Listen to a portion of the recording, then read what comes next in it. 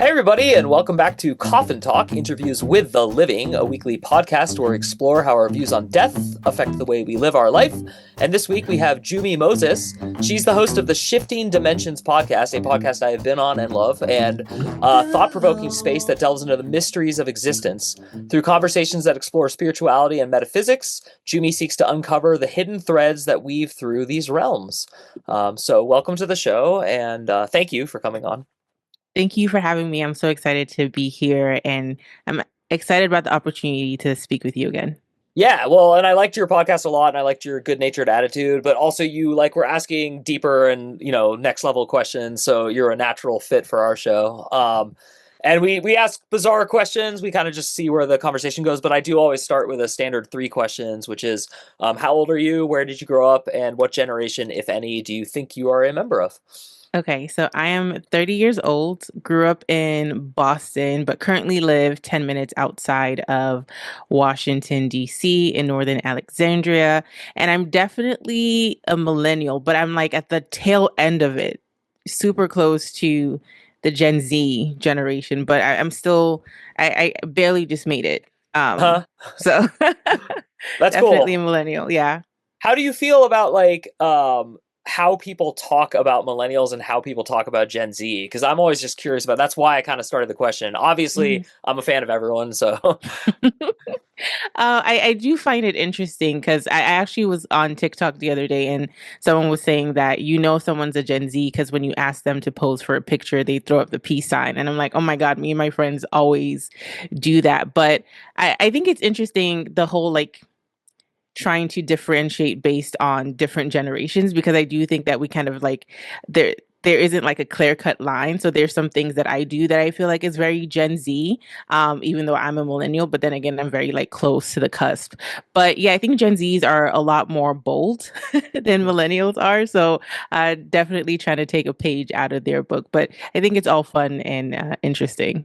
yeah, that's cool. And it's funny because I'm like the tail end of Gen X or the beginning of millennial, and I Hmm. think that the same thing. Like every generation gets bolder, so to speak. Like when you Yeah. said you're on TikTok, I'm not against TikTok at all, but I'm like afraid to get on it. I don't want to become addicted. I don't want to like be glued to my phone on TikTok all day. So I just I used to smoke cigarettes back in like 20 years ago, and Hmm.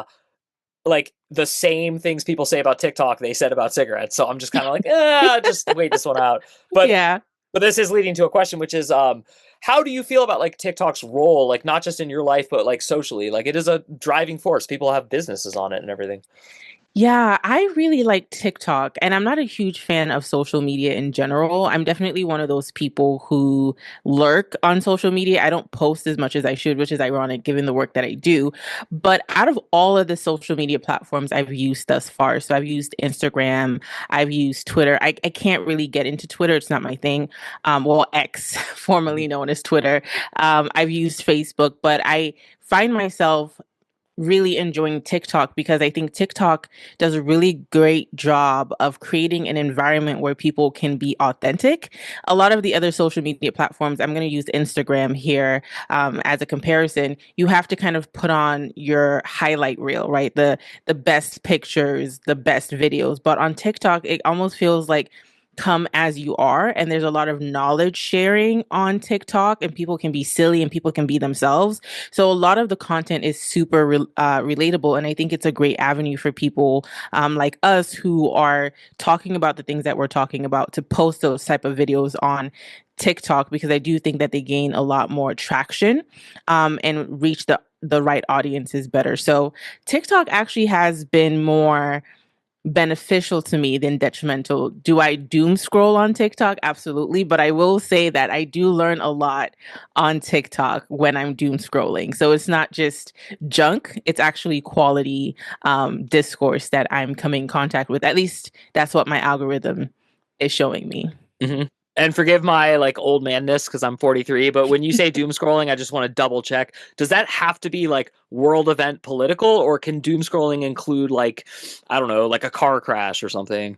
That's a good question. So whenever I hear someone say doom scrolling, that's actually maybe I've had it defined incorrectly this whole time in my head. I think of Oh, I doom have no idea. scrolling as just scrolling aimlessly. Oh, okay. Just you're just scrolling, there's no agenda, there's no intention. You're just spending hours on social media, literally just filtering through content. Um, which of course is affecting your attention span, et cetera. But I don't consider doom scrolling just stuff related to bad things happening in the Mhm. world because I don't pay attention to any of that stuff. I skip through it. So my algorithm doesn't really show me any of that. Mhm. But I consider myself just when I'm aimlessly just scrolling through videos and spending 2 hours, I call it doom scrolling because I'm not really doing that much with my time. But I've gotten a lot better Uh-huh. with it. I've gotten a lot better. Yeah, well, it's interesting, and I think about this a lot. Like, what is the definition of how to spend your time? Like, why would anyone care? Like, That you're is living true. in your head with that weird voice that talks to you. I don't hear that voice. I hear what you say to me, but I know everyone's having this, like, good day, bad day. It basically is, what is the voice in your head telling you? Like, I Yeah. like my life. Life is hard.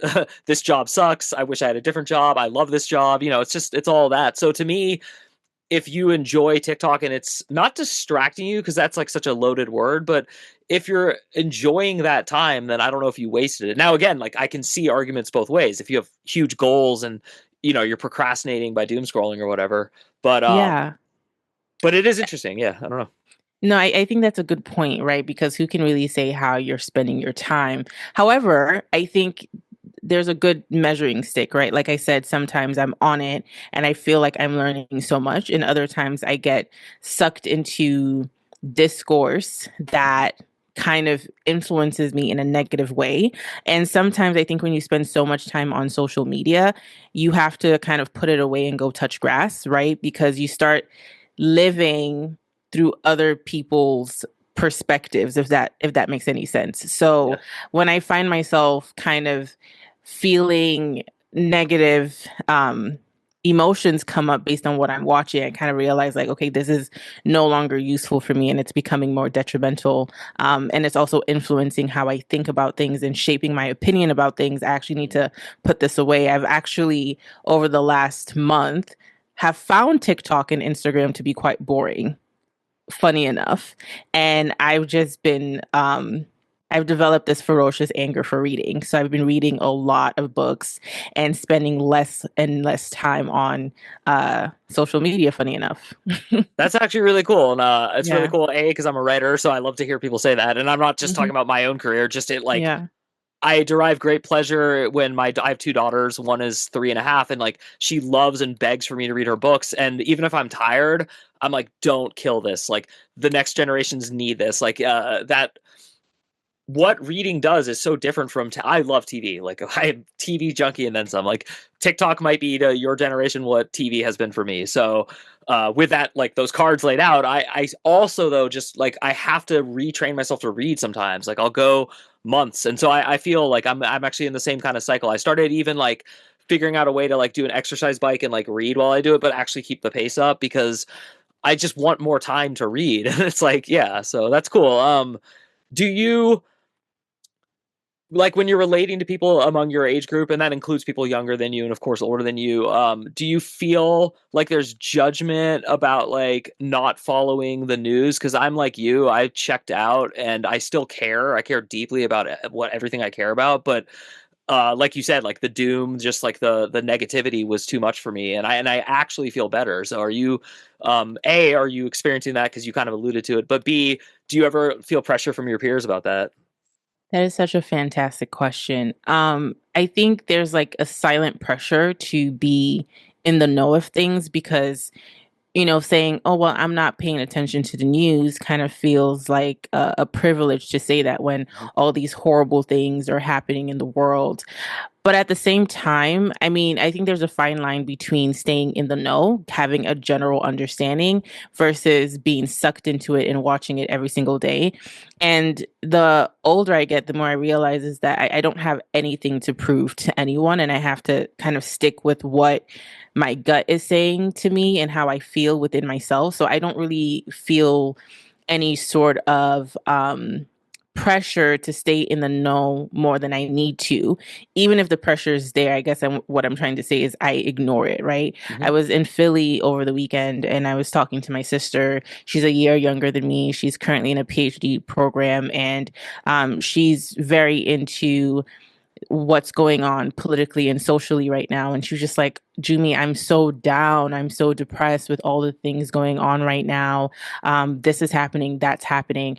And I was just telling her, I said, I understand that all of these things are happening. That's absolutely true. And it's devastating. But what good does it do for you to take in all that information and be constantly anxious and depressed? And I was like, the best thing you can do is to focus on how you live your life, how you show up for your neighbor, right? Metaphorically, because when you focus on that, being a good person on a micro level, that reverberates on, towards the macro. And I think sometimes when we're watching news, we're taking in so much information that we're just angry all the time, and that energy we're putting out into the world. So it's like this feedback loop from the micro to the macro. You know what I mean? Oh yeah. So not to sound super, altruistic, but I do think the best thing we can do to affect change in the world is to focus on our mental health and staying in a positive vibration and putting positive energy out into the people that we come across and interact with. So I hope that answered your question. Uh, I hope I didn't go too much in a tangent. no. It answered my question and then some. It also is why you're hosting the Shifting Dimensions podcast. It's why you're a deep thinker. It's why you love metaphysics and spirituality. But also, at the very end when you said like, and I hate to sound altruistic, like that's in my opinion kind of the driving force of this show is Mm, we people like you and I have been bullied by like an invisible enemy into feeling sorry and bad about actually caring about the energy we put out into the world, because what can I control at the end of the day and at the beginning of the day? It's my energy. So like, I don't care who is tromping all over politics in this country and other countries. I can't actually really do anything about that, but I can actually help other people with their mental health. And so I think your answer was like a 12 out of 10. I mean, I don't know, like, it's really like nice. And again, it's why I like having younger, older, same age, people on the show, because I don't think people like us used to be vocal about this. And I still think it's hard to even be vocal about it. And there's like annoying people on Instagram pretending to care about this, and so it's also weird because it's become like a shilling salesy thing. So I loved your answer. I thought it was not tangential at all, and I think it segues perfectly into the metaphysical side of this podcast, which is one of the things all humans share, no matter what they're trying to sell or what they're trying to do in life, is we do have a deep-seated opinion of like what's going to happen when we die. And I don't mean it is deep, but I mean it's like rooted deep. Like even if we switch it throughout our life, it's an anchor I think that most people depend on. So what do you think is going to happen to you when you die? that's a great question. And I think I've been on the hunt for that Mm. answer to that question ever since I was little, and why I have the Shifting Dimensions podcast, and why I talk to incredible people like you, because I want to know what happens after we transition out of this physical body.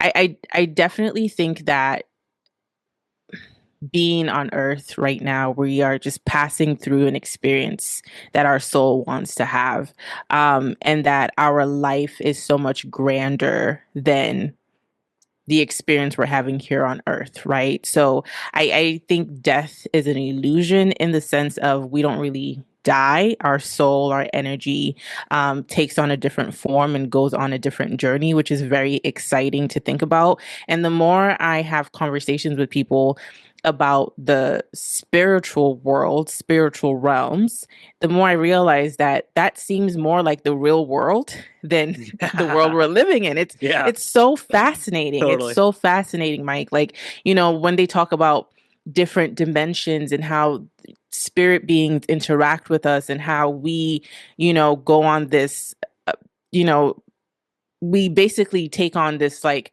strategy of like who we want to be when we get here and like what we want to experience. So it makes you feel like, wait, is yes, we are we talk about matter in a different way than we would talk about matter in those other dimensions, right? Non-physical realms. But it's almost kind of like we are in a simulation almost, right?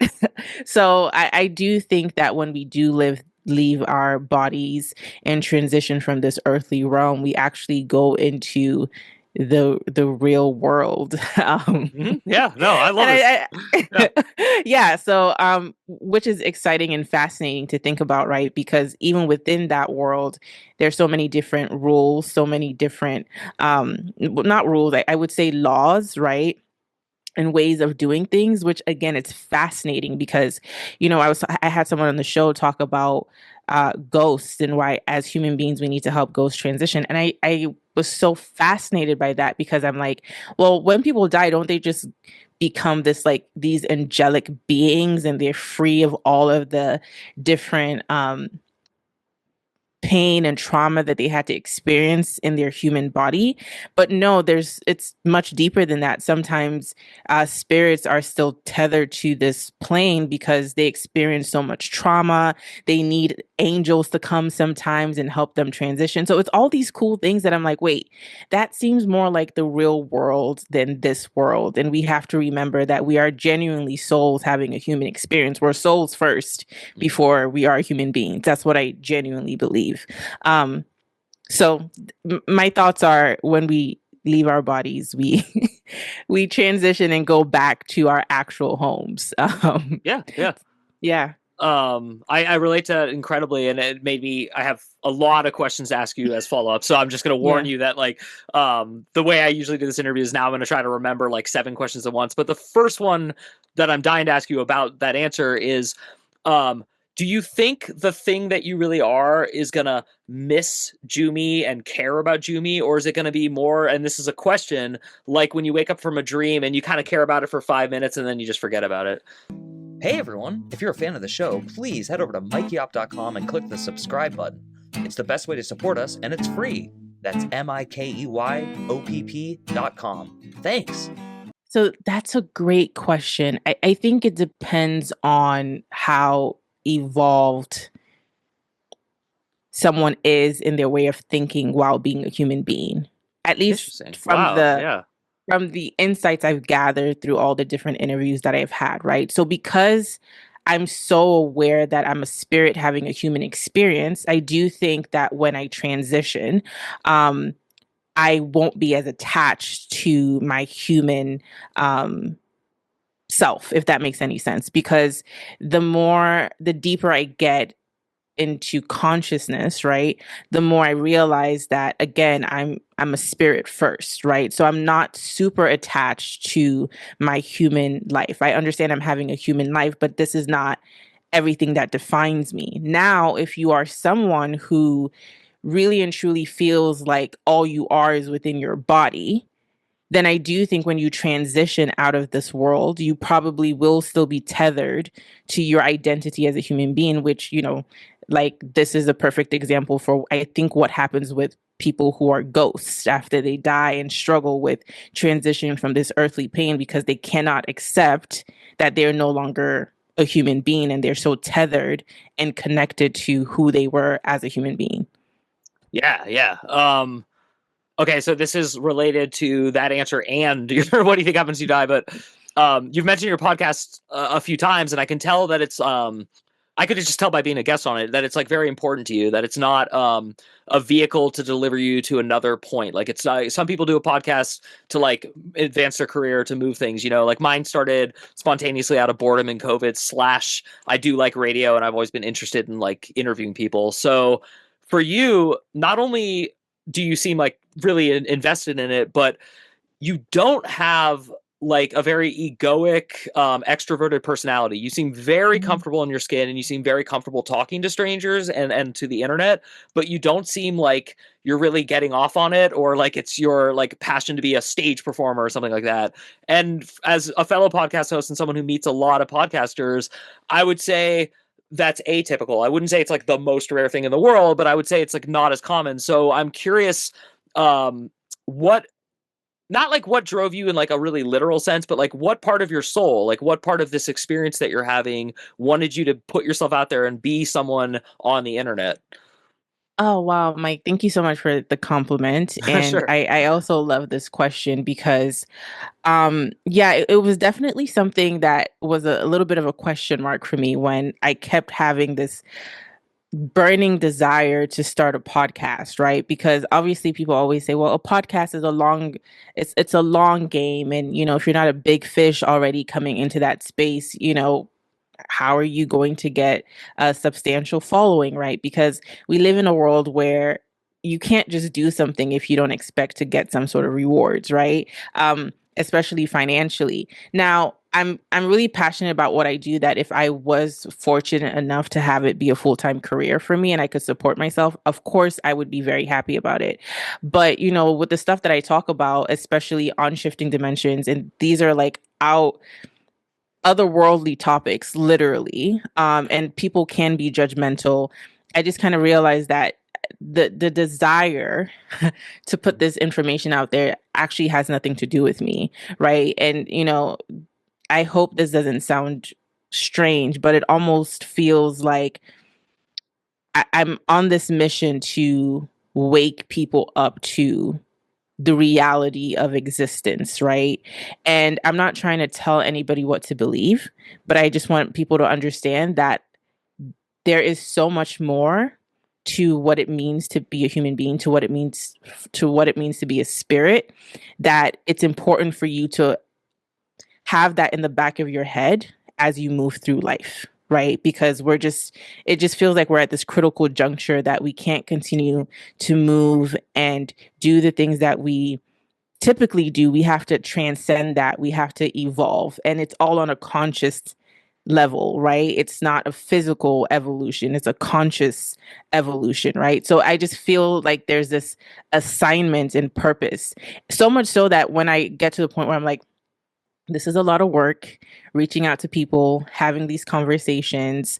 And once in a while, the ego does come in where it's like, well, it's not like I have, thousands or millions of views. Like, why am I putting in so much work? I don't even know what this is going to turn into, because it almost feels like a second job.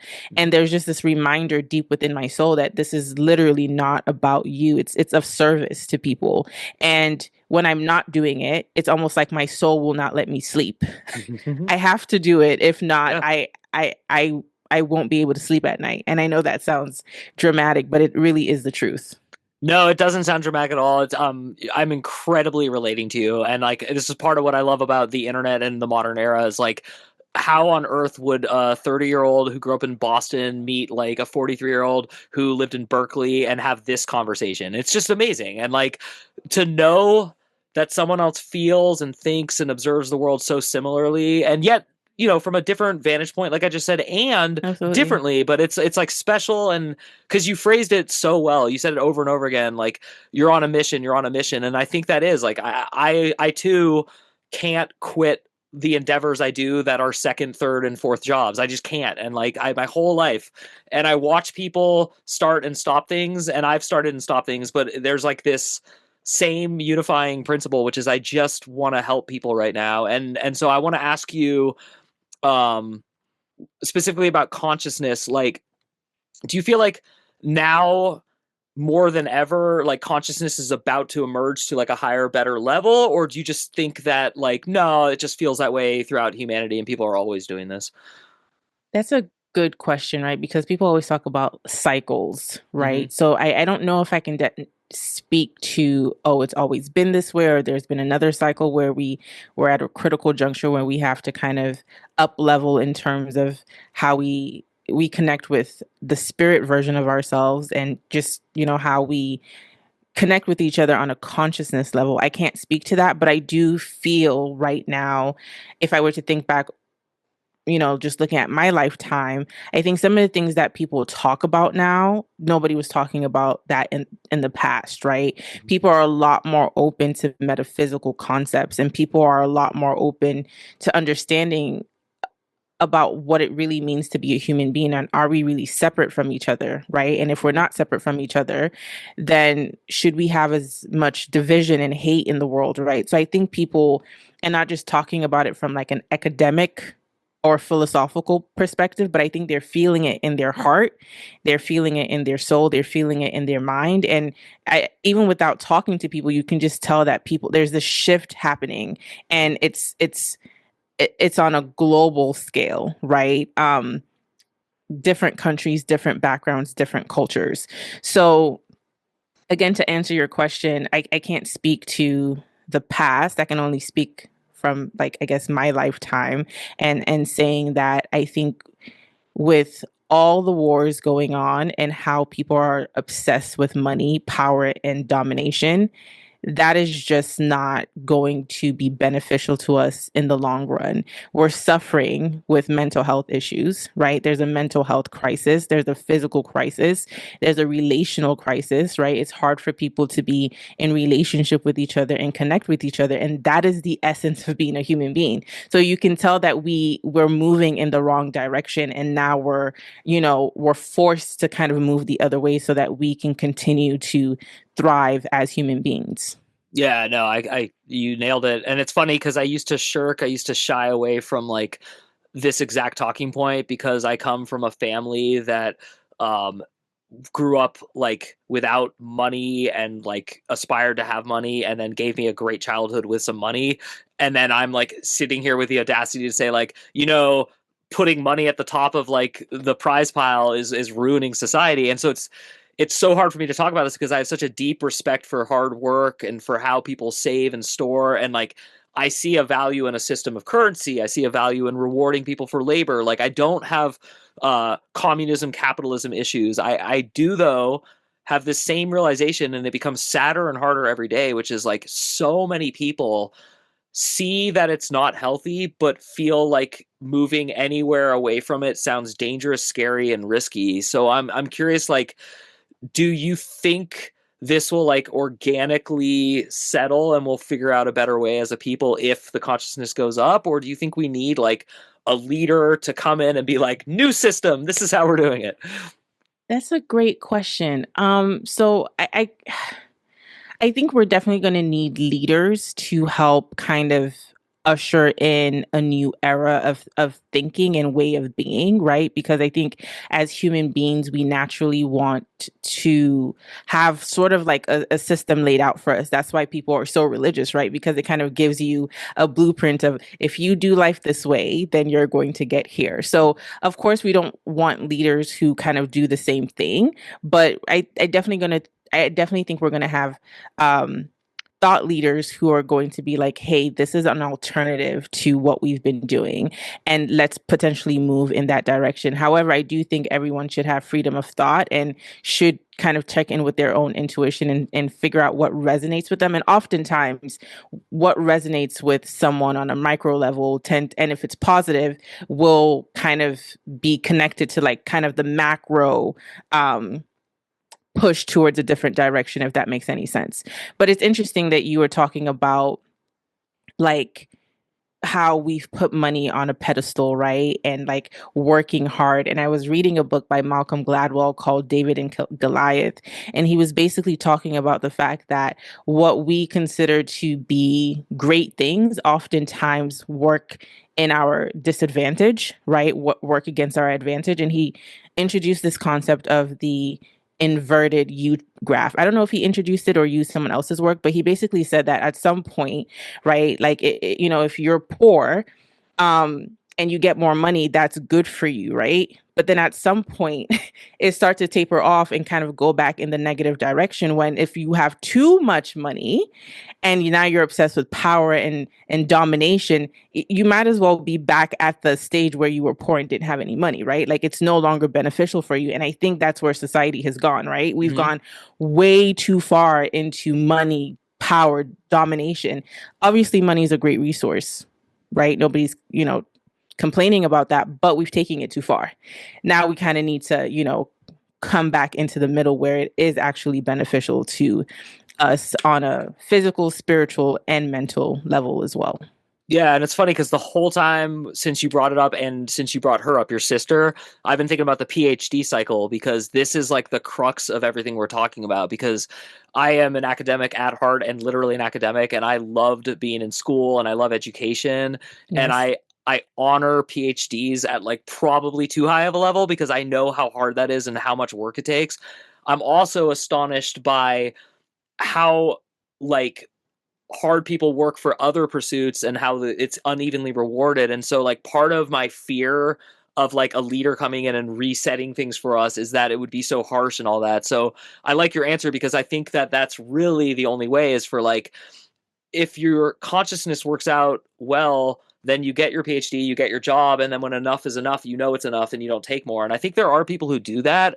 I wish there was a way to like publicize it. I wish like there was like a list of like people who refuse egregious raises, like, or something like, but also, giving back to charities works and all that. So again, like, I like the way you talk because we both want to see profound changes, but neither of us just want to like burn down the system and have like a violent revolution. And that was, as I get older, that's the only thing I worry about more, not less in life, is that if too many young people don't see how beautiful the whole range of life is, they are too quick to take down every part of the system. Because I do think, like, even geopolitically, there's a lot of small wars, but we haven't had a world war in 70 years. Like, fingers crossed, everyone.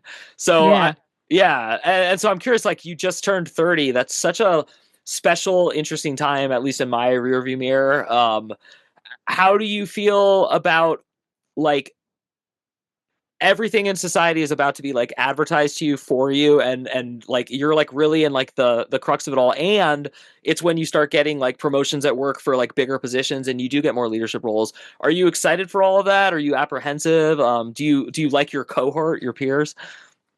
That's a great question. I want to add something to what Oh you've yeah, just been please. saying, and Yeah, I'm going please to do. answer the question. So, to Yeah. your point about we both recognize that there needs to be change, but we don't want to burn the whole system down, is because I think we understand that there's nuance, and we understand a lot of these systems that were put in place started from like a good place, right? Now we just have to get back to the original intention of some of these institutions being put in place. Not all of them, but some of them were coming from a good place. And then on top of that too, when you're talking about being at a place where we're taught to kind of reach for the stars, and we're kind of taught not to be satisfied. And even taking the question you just asked me, how do I feel about my career aspirations, and what how my journey is going to be. I think for me, and I think for a lot of people, we're faced with the question of like, yes, we're growing and we're checking off all these different boxes and we're reaching for the glass ceiling, but how is that affecting our soul and how we're showing up in the world? And I think we have to contend with that question, right? And I think for me, moving forward, that's going to be my, guiding principle, where it's, if I'm doing things, am I doing it from a place of scarcity, where I want to like hoard as many resources as possible, but also not caring about how my actions are affecting people around me. And if I realize that it's having a negative effect on my mental, it's having a negative effect on how I show up in the world, and I'm operating from a scarcity mindset, then that's probably not the direction I want to continue to go in, right? So I do like my peers. I do have a good group of friends who kind of think similar to the way I do, and some think differently, which is fine. But I think that is my guiding principle. And I think that's where we're getting to as a society, where a lot of people are like moving away from the 9 to 5 because they want to do work that not only nourishes their pockets, but nourishes their soul. And they are actually able to nourish the lives of other people. Oh my gosh, I love that answer. Thank you. That was like awesome. Yeah, because I mean, since I was like a little kid, I've always been like, wait, someone just said 40 hours a week. Someone just said 5 days a week. Like, what? Like, Yeah. this is not like, there's not even like a single religion that claims like any labor rules like that. So Yeah. I do feel like it's freeing. The gig economy to me is actually like a very surprising good thing, I think. So, Yeah. well, Jummie, thank you. I always give my guests the last thing to say on the podcast. So before I give a little exit spiel, whatever your message you want to be, there will be a note for how to find your podcast and all that. But please speak freely. What would you like to say? Thank you, Mike. This has been such a great conversation. I appreciate the work that you do. Thank you so much, because I think these conversations are very important. And I also like the way you guide the conversation. I felt really relaxed. And I guess my last piece of advice, or Yeah, something that I would like perfect. to say, is just that, everybody's been saying this now, but I think it's important to really be as authentic as possible, because we are all here to experience specific things that we have designed for ourselves. And the more authentic you are, the more you can tap into your intuition. And I think our intuition is what really guides us and allows us to live a rich life. So have the courage to be you so that you can actually hear your soul when it's talking to you. Wow, Jummie, that was profound. Thank you. That was. I'm going to give the shortest extra speech ever because I want to end on that note. So to everyone listening, thank you so much. My name is Mike Oppenheim. You have been listening to Coffin Talk, and Jummie Moses has been our guest, and she has the Shifting Dimensions podcast. Please check it out. Please go over to my website, mikeyop.com, and subscribe for free to our weekly newsletter. But thank you, Jummie. That was incredible. And seriously, have that courage, everyone. Please find that courage. Listen to your soul. All right, we will see you soon.